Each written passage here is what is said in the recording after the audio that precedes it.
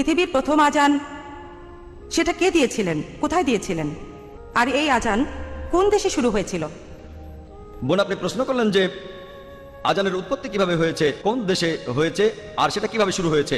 বোন, আজান শুরু হয়েছিল আরব দেশে, আরবের মদিনায়। আর সহিহ হাদিসে উল্লেখ করা আছে যে মদিনায় মসজিদ তৈরি করার পর নবীজি এবং সাহাবারা সালাতের ব্যাপারে আলোচনা করছিলেন, কিভাবে মানুষকে আহ্বান করা হবে।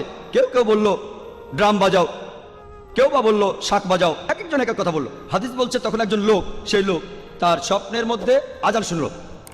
সে শুনল আজানের আওয়াজ, যেটা আমি আগে বলেছিলাম মানুষের কণ্ঠে।